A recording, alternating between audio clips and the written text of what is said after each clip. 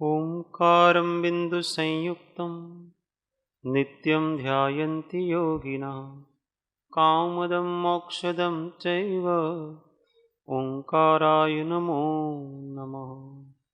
अविरल शब्द घनोग प्रक्षालित भूतलमल कलंका मुनिभिरूपासित तीर्था सरस्वती हर्तु नो दूरितान्। अज्ञानतिमिरान्धानां ज्ञानाञ्जनशलाकया चक्षुरुन्मीलितं येन तस्मै श्रीगुरुवे नमः। परात्परगुरुवे नमः। परम्पराचार्यगुरुवे नमः। परम गुरुवे नमः। साक्षात् प्रत्यक्ष सद्गुरुवे नमो नमः। सर्वकलुषविध्वंसकं श्रेयसां परिवर्धकं भव्यजीवमनः प्रतिबोधकारकं धर्मसंबन्धकं पुण्यप्रकाशकं पापविनाशकम् इदं शास्त्रं श्री भारतसणुवेख्यानामधेयम् अस्य मूलग्रन्थकर्तारः श्री सर्वज्ञदेवा तदुत्तरग्रन्थकर्तारः श्री गणधरदेवा प्रतिगणधरदेवास्तेषां वचनानुसारम् सद्य श्रीमद्भगवत् कुन्दकुन्दाचार्य विरचितम् इदं शास्त्रं श्रोतारः सावधानतया शृण्वन्तु। मङ्गलं भगवान् वीरो मङ्गलं गौतमो गणी मङ्गलं कुन्दकुन्दार्यो जैन धर्मोऽस्तु मङ्गलं। सर्वमङ्गल्यमाङ्गल्यं सर्वकल्याणकारकं प्रधानां सर्वधर्माणां जैनं जयतु शासनं जैनं जयतु शासनम्। अनन्त अनन्त भेदथी भरेली भली अनंत अनंत निक्षेपे व्याख्यानी छे सकल जगत हित कारिणी हारिणी तारिणी भवाब्धि मोक्ष चारिणी प्रमाणी उपमाप्यानी जेने तमारा खवीते आपवाथी निज मती मापाई में मानी छे। अहो राज चंद्र बाळ ख्याल नथी पामताय जिनेश्वर ताणी जाणी तेणे जाणी छे गुरुराज ताणी वाणी जाणी तेणे जाणी। शास्त्रों मंगलाचरण गाथा नंबर 1 णमियुण सव सिद्धे झाणुत्तम खवीदीह संसारे दस दस दो दो यजिणे दस दो अणुपेहणम वोच्छे।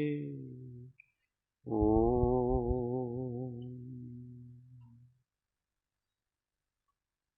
जय सद्गुरु।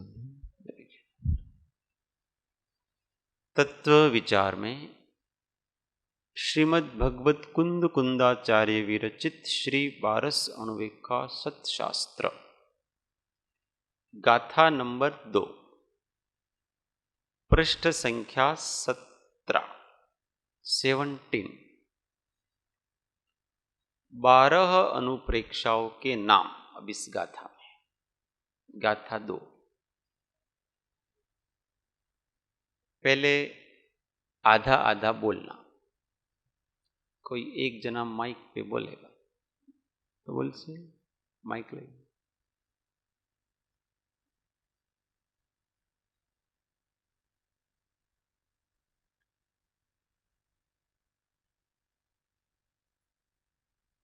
आधी लाइन में बोलूंगा फिर आधी लाइन सबको बोलना।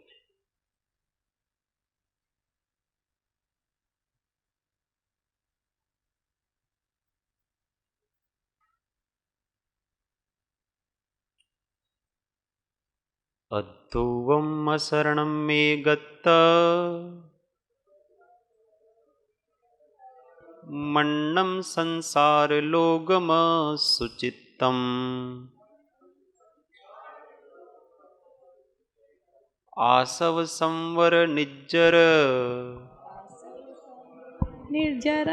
धम्मं बोहिं च चिन्तेज्यो धम्मं बोहिं च चिन्तेज्यो अद्धुवम् अशरणं मे गत्त अतुणं शरणं मे गवत् मन्नं संसारलोगमसुचित्तम् संसारलोगमसुचित्तम् आसव संवर निज्जर आसव संवर निर्जर धम्मं बोहिं च चिन्तेज्यो धम्मं बोहि च चिन्तेज्यो। अब पूरी एक एक लाइन है ना।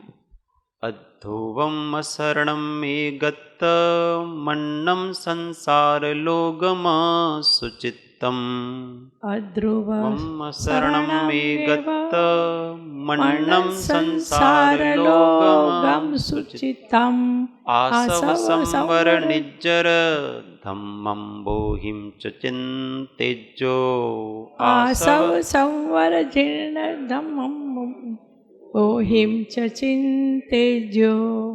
पहले कितना बोलना? अद्धुवम् अशरणं मे गत्त, 5 तक बोलना। फिर मन्नं संसार लोगम सुचित्तम, म पूरा है।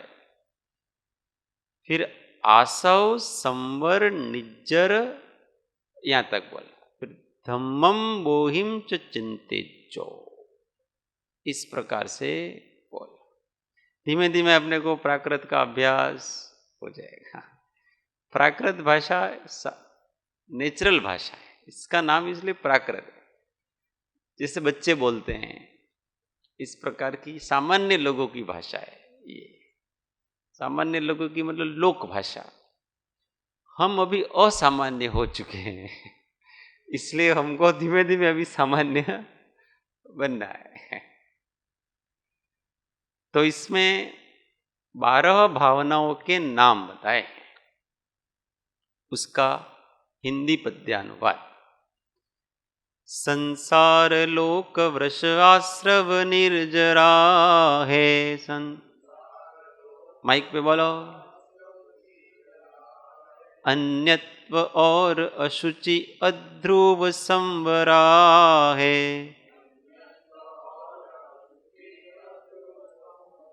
एकत्व और अशरणा अवबोधनाये।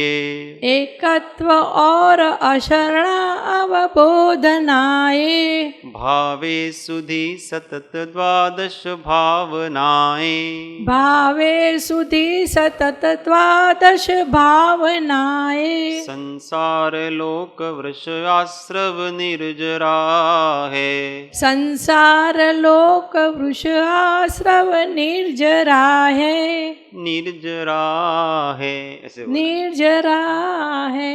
अन्यत्व और अशुचि अध्रुव संवरा है। अन्यत्व और अशुचि अध्रुव संवरा है।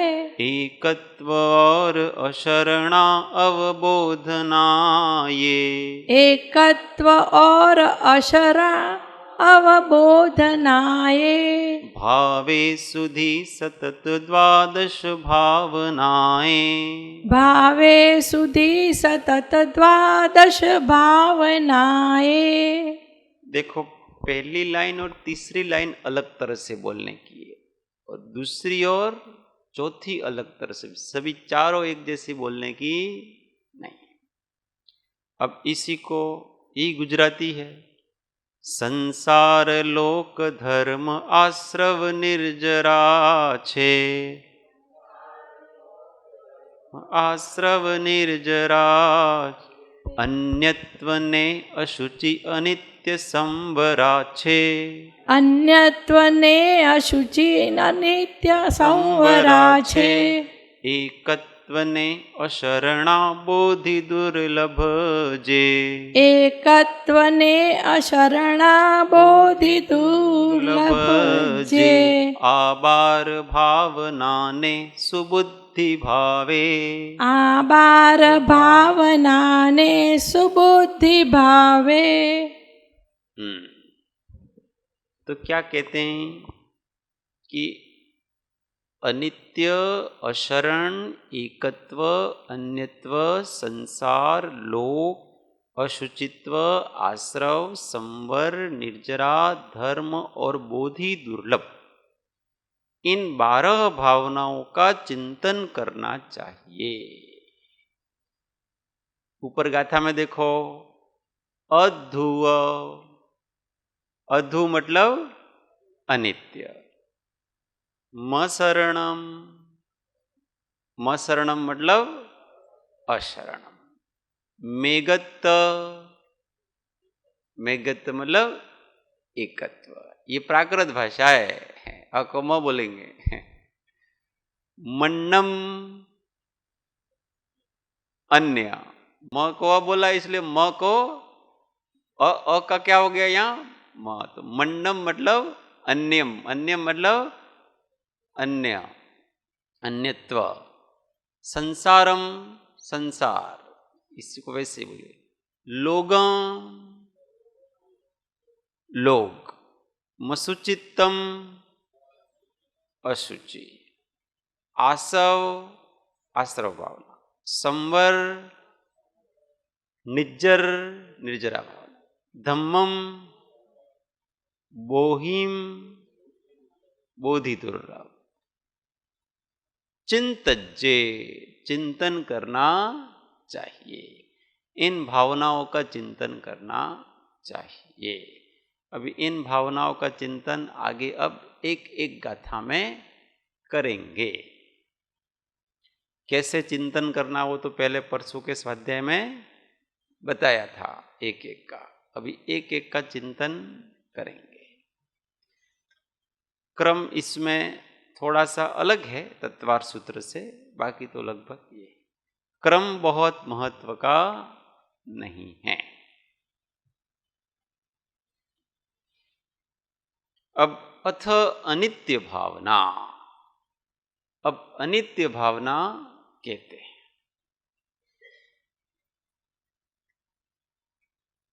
इसको भी आधा आधा बोलना, माइक।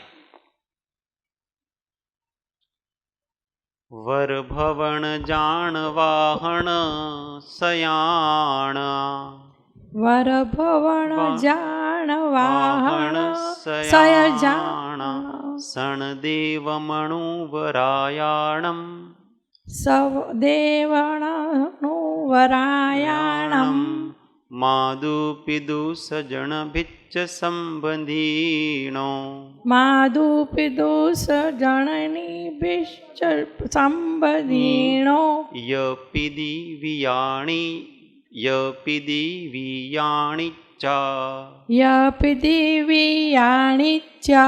इसको पहले स्त्रा लेना पड़ेगा। वर भवन जान वाहनाय, वर भवन जान वाहन तक छोड़ देना।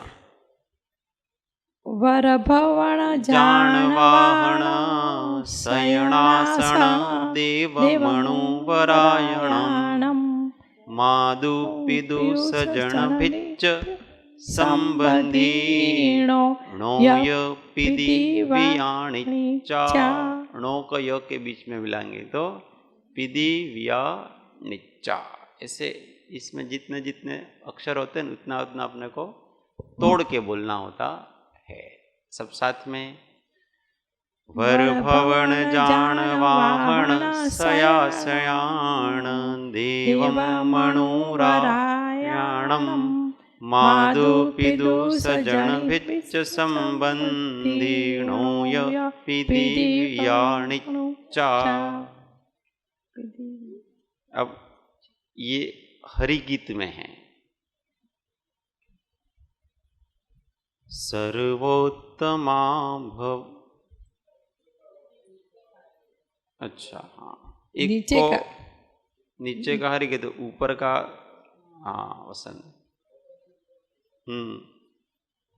सर्वोत्तमा भवन वाहन यान सारे, सर्वोत्तमा भवन वाहन यान सारे, ये आसनादिशयनादिक प्राण प्यारे, ये आसनादिशयनादिक प्राण प्यारे, माता पिता स्वजन सेवक दास दासी, माता पिता स्वजन सेवक दास दासी, राजा प्रजा जन सुरेश विनाश राशि, राजा प्रजा जन सुरेश विनाश राशि।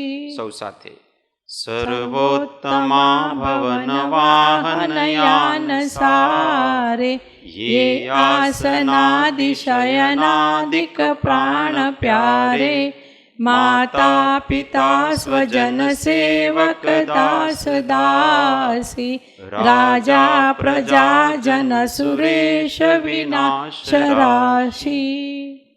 अब हरि गीत में मनुदेव राजन नाम हल रथ शयन आसन वाहनो, मनुदेव राजन नाम हेल रथ शयन आसन वाहनो, माता पिता स्त्री स्वजन दास अनित्य सर्व संबंधियो, माता पिता श्री स्वजन दास अनित्य सर्व संबंधियो। एक साथ। मनुदेव राजन नाम हेल रथ शयन आसन वाहनो, माता पिता स्त्री स्वजन दास अनित्य सर्व संबंधियो। अर्थ देवताओं के, मनुष्यों के और राजाओं के सुंदर महल, यान, वाहन, सेज, आसन, माता पिता, कुटुंबीजन, सेवक, संबंधी और काका आदि सब अनित्य हैं, अर्थात ये कोई सदा रहने वाले नहीं हैं। अवधि बीतने पर सब अलग हो जाएंगे। गुजराती। देवताओं, मनुष्यों અને રાજાઓના સુંદર મહેલ, यान, वाहन, सेज, आसन, माता पिता, कुटुंबीजन, सेवक, संबंधी અને કાકા વગેરે સર્વ અનિત્ય છે, અર્થાત આ કોઈ કાયમ ટકવાના નથી. समय પૂરો થયે બધા अलग થઈ જશે. देखो गाथा में वर का मतलब श्रेष्ठ, तो जे श्रेष्ठ शू श्रेष्ठ छे? भवन, भवन हैं, श्रेष्ठ महल हैं, ऊंचे ऊंचे अट्टालिकाएं हैं, देवों की और राजाओं की और बड़े बड़े सेठों की वो। फिर है जान, जान मतलब यान, यान किसको कहते हैं?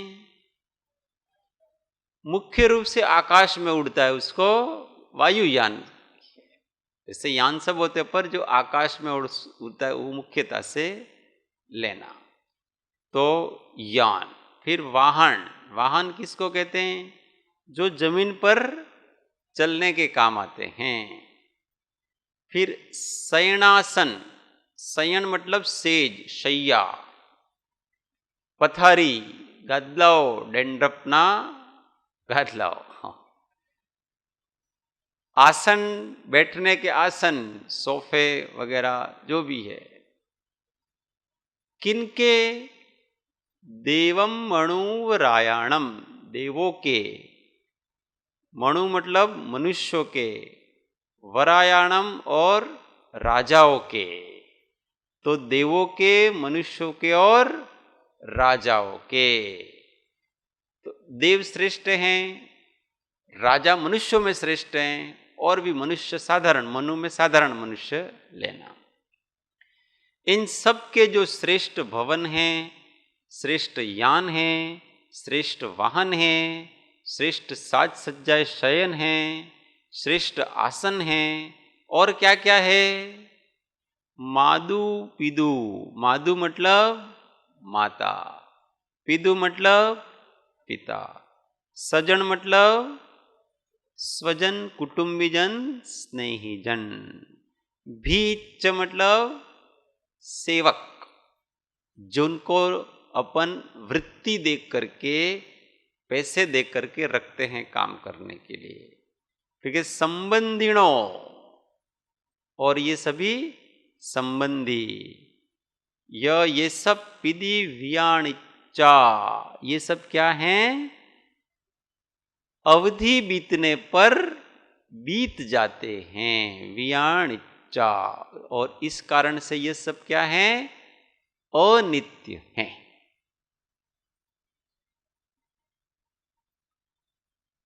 बराबर समझ में आ रहा है कि ये जितनी चीजें बताई, और भी बहुत सारी चीजें हैं, इन सब में गिन लेना। तो ये अपनी अवधि बीतने पर सभी दूर हो जाते हैं, नष्ट हो जाते हैं। इसलिए क्या करना चाहिए? इन सब में अपने को राग नहीं करना चाहिए। इतना पता तो पड़ गया कि अवधि बीत जाने पर ये सब खत्म हो जाएंगे। तो फिर क्या करना जान करके? तो जो चला जाने वाला है उसके प्रति किसी प्रकार का मोह रखना नहीं, राग रखना नहीं। क्योंकि जो जाएगा उसके प्रति अगर हम मोह और राग रखेंगे तो जब वो जाएगा तो अपने को तकलीफ होगी। अपने को तो अपने दुख से बचना है। कोई आए अथवा जाए उससे हमको कोई लेना देना, पर अनित्य में हम रुचि करेंगे तो वो तो चला जाएगा, और चला जाएगा तो अपने को अच्छा लगेगा नहीं। इसलिए किसी से भी अंदर से जुड़ना नहीं। जितनी देर तक है उतनी देर तक उसको क्या करना? साथ रहना। बने तो उसका उपभोग मत करो।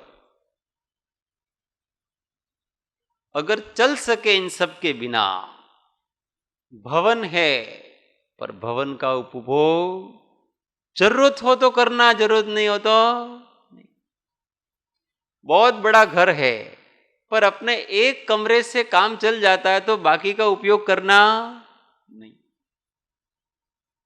है। इसका मतलब सारा उपयोग करना ऐसा नहीं है। अपने पास यान है, हेलीकॉप्टर है वगैरह जो भी है, पर उसको उपयोग करना जरूरी नहीं है। कोई बहुत जरूरी काम पड़ गया तो भाई ठीक है। वाहन है, दो दो गाड़ियां, पर उपयोग करना जरूरी नहीं है। अच्छी पथारी वगैरह है पर उपयोग करना जरूरी, जो है वो तो पुण्य के उदय से मिले, पर हमको कोई जरूरत नहीं है। हमारे यहाँ एसी लगा है पर हमारी को जरूरत नहीं है। जरूरत नहीं तो काहे को उपयोग करेंगे? है इसका मतलब ये थोड़ा है कि आप उसका उपयोग करो। कभी जरूरत पड़ेगी, बहुत सारे लोग आ जाएंगे, बहुत गर्मी पड़ेगी, चला देंगे। इसमें क्या है? जब तक जरूरत नहीं पड़ेगी तब तक हम उसको चलाएंगे। तो मुझे शा માટે लगाया तुम्हें? तो भोग के लिए नहीं लगाया है, उपयोग के लिए लगाया है। किसके लिए लगाया है? भोग के लिए नहीं लगाया है, उपयोग के लिए लगाया है। भोग और उपयोग में कितना बड़ा अंतर है। भोग का मतलब तो यह है कि उस साधन को आप आसक्ति पूर्वक भोगो, जब तक है तब तक उसको निचोड़ लो। वो के भूखा होता ने मळ्યું છે આજે तो काले कदाच મળે के नहीं મળે। वो कुत्ते होते ना, कुत्ते जो भी जितना मिलता है ना वो आज ही खत्म कर लेते हैं, पता कल मिलेगा के नहीं मिलेगा, पेट भर भर के खाते हैं, भले मर जाए तो मर जाए पर छोड़ेगा नहीं जितना भी है। ऐसा नहीं कि कल खाएंगे ना, आज मिला है ना खा लो बस। तो ऐसी श्वान वृत्ति हमारी भोगों के प्रति नहीं होनी चाहिए। उपयोग, जरूरत है तो लेंगे, जरूरत नहीं तो अनावश्यक काहे को, किस लिए? और आवश्यकता है वो साधन के होने से पैदा हो जाती है। उसका उपभोग करने से धीमे धीमे हमको उस साधन की आवश्यकता लगने लगती है।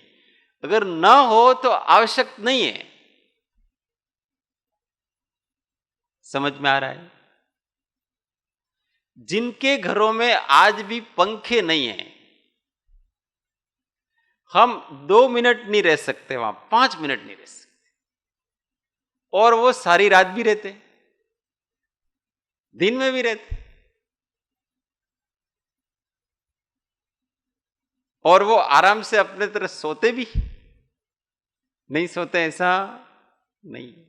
हमको पता है, हम भी छोटे थे, जब तक मैं 6ठी क्लास तक पढ़ता तब तक तो हमारे घर में पंखा नहीं था। पर इसका मतलब यह है कि नींद नहीं आती थी, ऐसा थोड़ी है, आती थी नहीं। क्या उस समय मच्छर नहीं थे? अभी थे, उससे अधिक थे। उस समय गर्मी नहीं थी, उस समय भी यही गर्मी थी। सब कुछ था, परंतु साधन नहीं था, इसलिए उसकी आवश्यकता नहीं लगती थी। अब साधन है तो आवश्यकता लगती।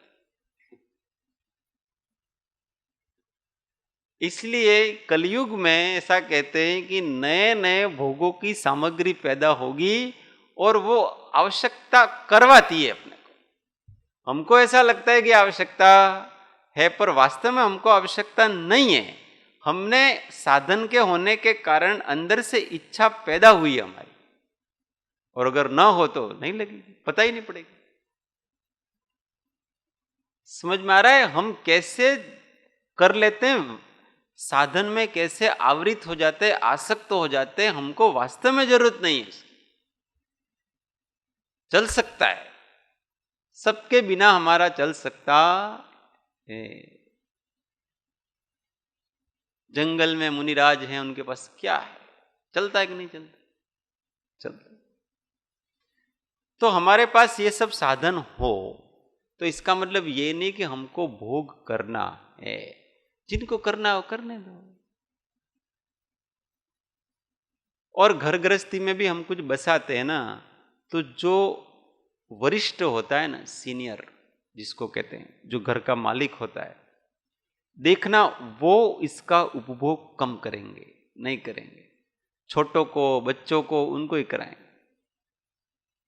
घर में अगर एक ही जगह एसी लगा होगा तो वहां मम्मी पापा सोएंगे कि बच्चों को सुलाएंगे? किसको सुलाएंगे? वहां बच्चों को सुलाएंगे। वो नहीं करेंगे उसका उपयोग।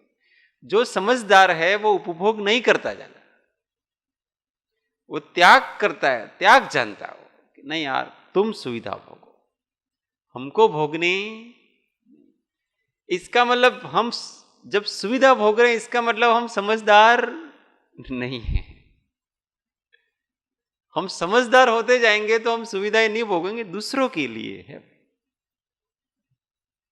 अपने लिए हम तो जैसे तैसे सो जाएंगे। मां होती है ना, बच्चे को सूखे में सुलाती है और स्वयं गीले में सोती है, बस उसी में आनंद है। दूसरे सारे भोग करें, ऐसी भावना होनी चाहिए। दुनिया के जितने प्रकार के भोग हैं वो सब जीवों को मिले, मुझे जरूरत नहीं है, ऐसी भावना। ऐसा नहीं दूसरों को भी कुछ नहीं मिलना चाहिए, मुझे नहीं मिला दूसरे काहे को मिलना। देखो मैं नहीं करता हूं, तुम भी मत करो, ऐसा थोड़ी।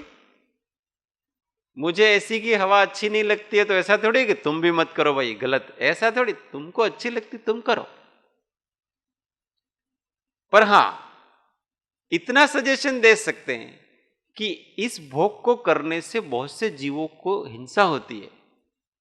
अगर आपको पाप का भागी होना है तो हमको कोई दिक्कत नहीं है, पर इससे ये समस्या पैदा होगी बाद में। फिर आप रोना मत कि मेरे को तो यहां दुखता है ना वहां दुखता है। वो दुखता इसीलिए है कि हिंसा करके भोगो भोग किया है आपने। फिर असाता वेदनी का आश्रम होता है, और फिर ऐसी हो कि भवन हो कि यान हो, सब हो, दर्द नहीं जाएगा। कर्म का उदय है ना, दर्द कैसे जाएगा फिर? तो ऐसे आप उपदेश दे सकते हैं पर किसी को रोकना नहीं। ये दोनों चीजें। उपदेश में तो ऐसा कहना, कोई पूछे भाई अपने को ये भोग सामग्रियां हमारे घर में बहुत सारी हैं, हमको उनका उपभोग करना चाहिए कि नहीं करना चाहिए, इससे पाप बनता है कि पुण्य बनता है, तो हमको स्पष्ट कहना कि ये सब पाप बंधेगा। ये भोग और उपभोग है सभी पुण्य के पेड़ पे लगते हैं, और उन फलों का जब उपभोग करते हो तो पाप लगता है। ऐसा है, ये पुण्य का पेड़ है, उस पे सब लगते हैं ये सारे के सारे भोग उपभोग, क्योंकि पुण्य के बिना कैसे होंगे। और जब हम उन फलों को खाएंगे तो लगेगा क्या, हमको पाप लगेगा। इसलिए फलों को देखो, उन फलों को बहुत उपभोग करो, और उपभोग करो तो कैसे करो, नीति पूर्वक। तेन त्यक्तेन भुंजिता, ऐसा अपनी संस्कृति में है। त्याग पूर्वक भोग करो, दूसरों को भी करने दो, और फिर अपने भाग में जो आता है उतना करो। पहले दूसरे सब कर लो, इसके बाद अगर बचेगा खाएंगे। मां भोजन बनाती है, सबसे सबको कराती है, और इसके बाद जो बचेगा वही खाती। कभी कभी बचता भी नहीं है, कोई बात नहीं, खिलाने में ही आनंद आ गया उसको तो। इसलिए हमको साधक बनना है तो मां का हृदय होना चाहिए। कैसा हृदय होना चाहिए, मां जैसे त्याग करती है वैसे अपने को, और उसमें खुश होना चाहिए। आनंद आता है उसको कि देखो सबका पेट भर गया, बस उसी में अपना मन भर गया। पेट भरे कि नहीं भरे, अपना मन, और मन भरना ही मुख्य है, पेट भरना मुख्य नहीं है। लोगों के मन ही तो नहीं भर रहे हैं, पेट तो खूब भर रहे हैं पर मन नहीं भरता है, और उसको बिना खाए मन भर रहा है। चित्त में आनंद आ रहा है कि दूसरा सुखी हो रहा है तो आनंद। इसलिए दूसरे को सुख को देख करके अपने को ईर्ष्या नहीं करना। कोई अच्छे से सोया हुआ है मस्ती से एसी में, और बड़े अच्छे गद्दे हैं और मस्त सोया, उसको देखकर नरक मां जैसे ऐसा नहीं सोचना। अच्छा है भाई, बहुत अच्छा है, सुखी है। दूसरे को सुखी देख करके हम प्रसन्न हो। नरकમાં જશો તમે, આ બધું કરો છો તમે। अरे वो तो, उसको तो बेचारे को सहन नहीं आ रहा तो वो तो भोग करा, पर तू ऐसा सोचेगा तू जरूर नरक में जाएगा, क्योंकि तुझसे उसका सुख देखा नहीं जा रहा है। उसके पास है विषय भोग की सामग्री, भोगेगा, इसमें क्या दिक्कत है, उसमें आपको क्या प्रॉब्लम। अपने पास नहीं है ना, और वो भोगता है, इसलिए ईर्ष्या है, इसलिए तू नरक में जाएगा। अभी अगर वो उसके पास भी आ जाए तो वो भी भोगेगा। उस समय वो सामने वाला आके पूछेगा, भाई તમે એમ કહેતા था कि આનાથી આ થાય છે ને પેલો થાય છે ને, હવે તમારે પાસે છે, તમે છોડો ને, તમે શા માટે ભોગવો છો। बहुत से व्यक्ति दूसरों के भोगादि की निंदा तब तक करते हैं जब तक वो भोग उनके पास नहीं है, और जब उनके पास आते हैं तो वो भी वही करने लग जाते हैं, ईर्ष्या भाव के कारण। जो गरीब होते हैं, गरीब झुग्गी झोपड़ियों में रहते हैं, वो हमेशा बड़े सेठ वगैरह उनकी हमेशा निंदा करते रहते हैं। आ બધું लूट खसोट करे छे ने, क्यांथी लाया छे ने, तमे तो नरक में जसो ने, ऐसा होगा ने वैसा होगा ने, ये वो ने, हमारे खून पसीना एक करके हमारा परिश्रम किया हो तुम खाते हो ने, ऐसा ने, ये सब करेगा। और फिर वही मजदूर का जब प्रमोशन हो जाता है, उसको मैनेजर बना दिया जाता है ना, ये मान्यता बदल जाती है उसकी। वो भी अपने घर में सब सुविधाएं बुलाए, सारा करेगा। अब उसको वो दूसरे वाले, उसके नीचे वाले पूछते हैं, भाई तू तो ऐसी निंदा कर रहा था ना, हमारा नेता बन रहा था, इन मालिकों को ऐसा करो न वैसा करो, अब तू ही सब भोग रहा है। बदल गई मान्यता, उसके पास आ गई। तो पहले जो उसके विचार थे वो ईर्ष्या के कारण थे, मत्सर भाव के, उसके पास नहीं था, तब तक वो बस उसकी निंदा कर रहा था, अरे ये तो सब भोग विलास की सामग्री है, पाप के कारण है, नहीं है वही अच्छा है अपने तो। और जब आ जाती है उस समय अच्छी है, बहुत भोगता है। तो मत्सर भाव से किसी की निंदा नहीं करना, किसी का सुख साता की निंदा करना नहीं अच्छा है। सब लोग अपने तो क्या भावना करते हैं, सर्वे भवन्तु सुखिना, सर्वे सन्तु निरामया, सर्वे भद्राणि पश्यन्तु मां कश्चित् दुख, कोई दुख को प्राप्त न। सांसारिक सुख की इच्छा, दूसरे लोगों को सांसारिक सुख मिले, ऐसी इच्छा होनी चाहिए कि ना होनी चाहिए? एक साधक के अंदर, एक मुमुक्षु के अंदर संसार के सारे सुख तुमको मिले, ऐसी इच्छा करनी चाहिए कि नहीं करनी चाहिए?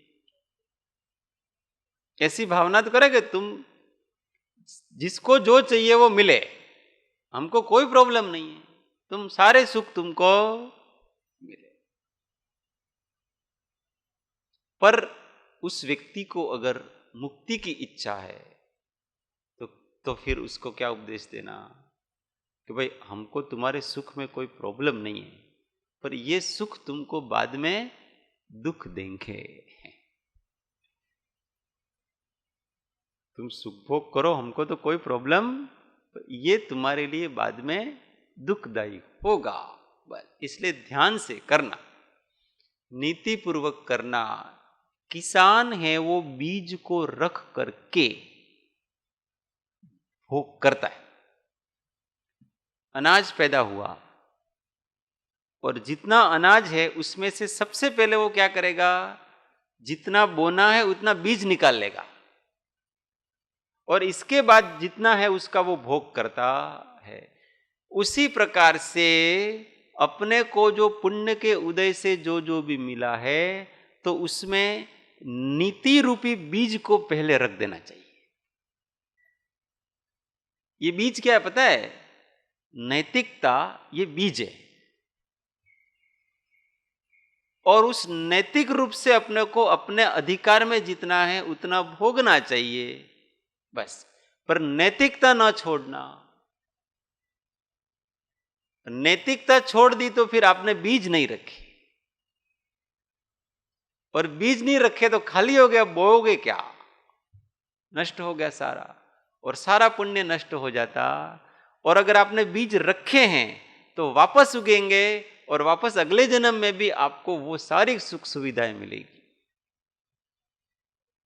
और अगर वो नहीं है, आपके पास बीज नहीं रखा, तो अगले जन्म में आप जीरो हो जाएंगे। इसलिए नैतिकता को रख करके परोपकार करते हुए अपने को जो न्यायपूर्ण जो भोग है उनको भोगने में पाप तो है, पर इतना पाप नहीं है कि आप दुर्गति में जाओगे। पाप तो है ही, आप किसी भी विषय का सेवन करो, पाप तो पाप ही है, परंतु नैतिकता से किसी का छीन करके झपट करके नहीं करते हो तो आप दुर्गति में जाओगे, ऐसा पाप आपको लगेगा नहीं, इतना सा है। और मोक्ष प्राप्त करने वाले को तो क्या है, उसको गति नहीं सुधारनी है।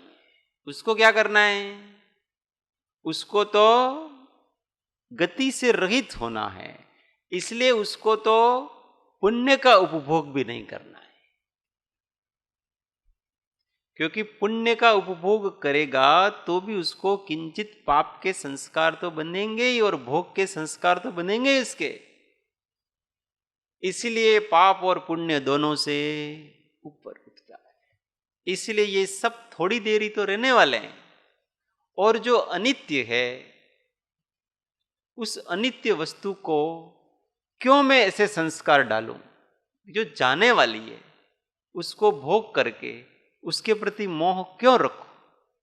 क्योंकि वो दुख का कारण। कुछ भी करते समय पहले सोचें कि इस वस्तु से, इस व्यक्ति से, इस क्रिया से क्या मुझे हमेशा रहने वाला सुख मिल सकता है? अगर नहीं मिल सकता है तो क्यों करनी, ऐसे विचार कर। नहीं मिल सकता है तो क्यों करनी, क्या मैं इसके बिना रह सकता हूं, ऐसा अपने को पूछना कि क्या मैं इसके बिना रह सकता हूं। अगर रह सकें तो बिना भोग के रहो, उस वस्तु के बिना रहो, और नहीं रह सको तो अनासक्त भाव से उसका उपयोग करो। दो वस्तु होती हैं, एक शोषण, एक दोहन। दोहन में अपने जितनी आवश्यकता है उतना का भोग किया जाता है, और शोषण में पूरा का पूरा विचारों को निचोड़ लिया जाता है। इसलिए गाय के दूध को दूहते हैं, वो दोहन कहलाता है। बछड़े के लिए रखा जाता है और बाकी का अपनी आवश्यकता के अनुसार निकाला जाता है, इसको कहते हैं दोहन। और सारा दूध निकाल लिया, बछड़े के लिए कुछ नहीं रखा, ये क्या है, शोषण। तो अपने को शोषण नहीं करना, अपने को क्या करना, दोहन करना। दोहन में कोई दिक्कत नहीं है। प्रकृति का शोषण नहीं करना, प्रकृति का दोहन करना। और अगर हो सके तो सबसे उत्तम तो यह है कि जो जहां है वहां रहे, मुझे किसी की कोई जरूरत नहीं।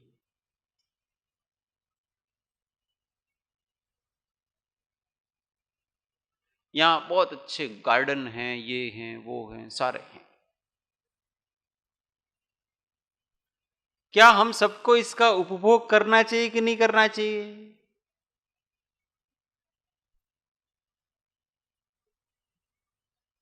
आवश्यकता हो तो करे, पर आवश्यकता नहीं हो तो किस लिए करे? जिसको आवश्यकता लगती है वो करता है। भी बहुत अच्छा बनाया है, बहुत सुंदर है, तो चलो घास में जाकर के आज तो कुश्ती करते हैं। बैठे से बनाया है तो किस लिए, बैठने के लिए बनाया ना, जाके आराम से बैठते हैं। पर आप वैसे ही सुखी हो, समझना, हम पहले से ही आनंद में हैं, तो हमको नई नई वस्तु का आनंद लेने की क्या जरूरत है? ये तो जिनको घर गृहस्थी में बेचारे दुखी हैं, इतने इतने में रहते हैं, शहरों में लोग रहते इतने इतने में, यहां आकर के अरे यार आप तो स्वर्ग से भी सुंदर है। स्वर्ग में भी ऐसा नहीं है, क्योंकि वो इतने में से रहते हो। बाहर निकलते हैं तो गाड़ियां ही मिलती है उनको, भीड़ ही मिलती है उनको। ऐसा व्यक्ति आएगा तो अरे यार बहुत अच्छा है, आज दिन भर आनंद लेते हैं यहां पर हम तो यहां पहले से ही सुखी हैं, हमारे ध्यान से, स्वाध्याय से, सत्संग से, भक्ति से। हमको तो इनमें से किसी की जरूरत नहीं। आप ये सोने का कर दो, सब जगह सोने के पेड़ लगा दो, सोने के फूल लगा दो, सोने के फल लगा दो, घास भी सोने की चांदी की कर दो, कुछ भी कर दो, हमको क्या, हमारे तो मस्त सुखी है। हमको 2 टाइम का भोजन चाहिए, और अगर वो भी नहीं मिला तो 1 टाइम से चला लेंगे। और हमको तो भक्ति में, स्वाध्याय में, ध्यान में आनंद आ रहा।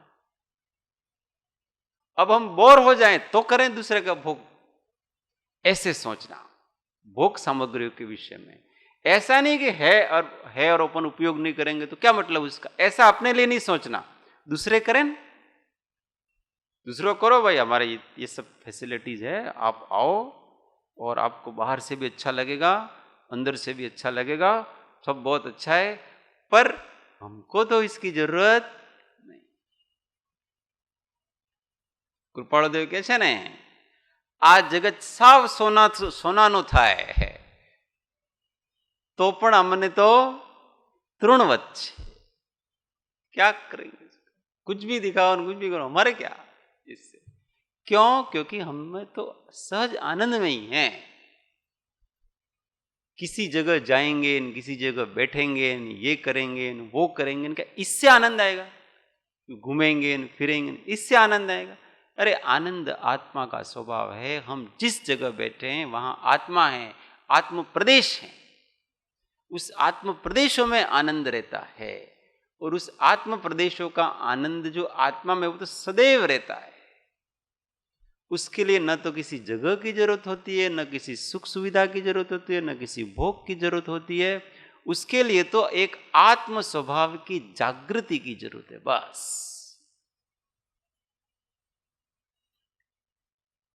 ये अनित्य भाव है। हम ज्ञान स्वभावी हैं। हमारा स्वभाव कैसा है? ज्ञान स्वभाव। अब हमको केवल ज्ञाता रहना है, ठीक है, क्योंकि आनंद तो उसी में है ना, सहज साक्षीभूत रहने में।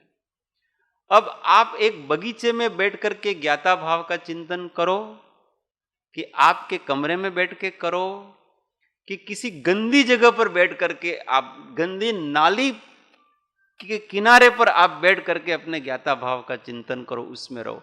इन तीनों में आपके सुख में क्या फर्क पड़ेगा ये बताओ? क्योंकि तीनों ही मात्र और मात्र अपने ज्ञान स्वभाव के ज्ञेय मात्र हैं।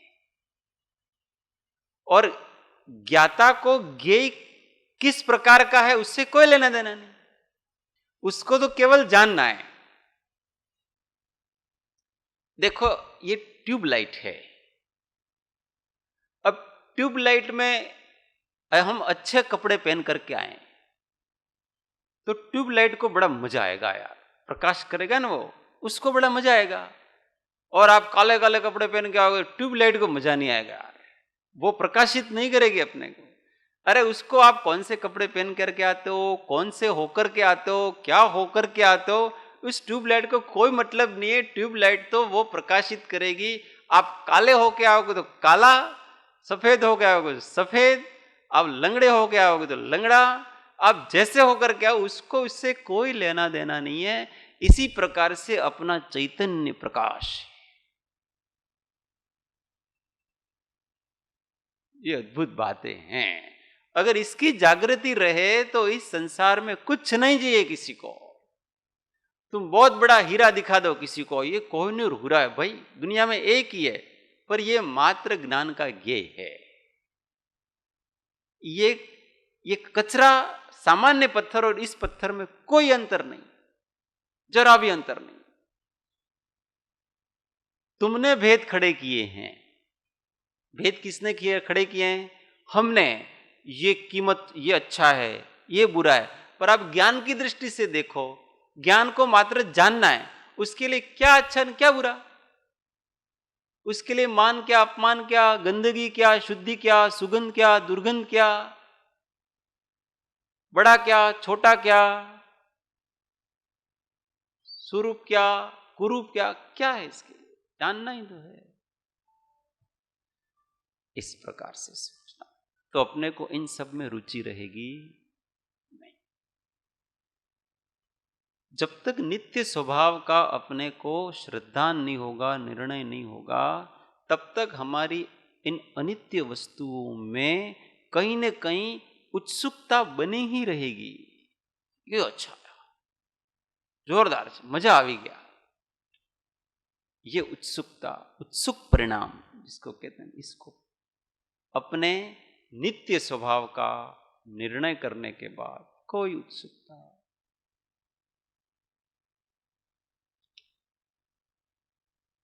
તમે તો છે ને સાવ બોરિંગ વાત કરો છો ભાઈ. આવો તો આપણે આખો દિવસ આવું જ રહેવાનું, બોર થઈ જવા એનાથી. अरे सारा दिन आनंद में रहेंगे, ये सारा दिन आनंद में रहने का तरीका है.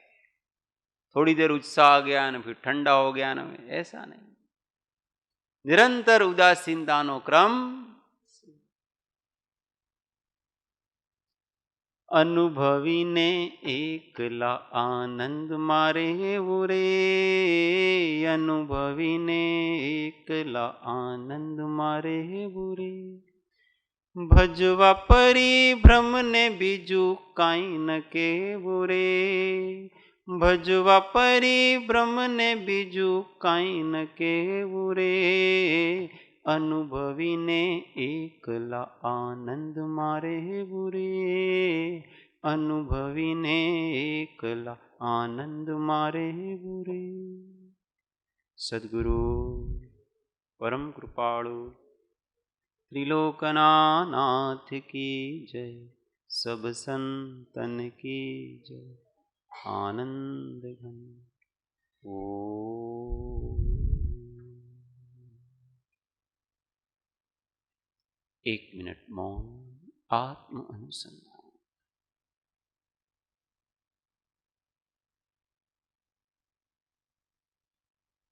ओम शांति शांति शांति। जय सद्गुरु।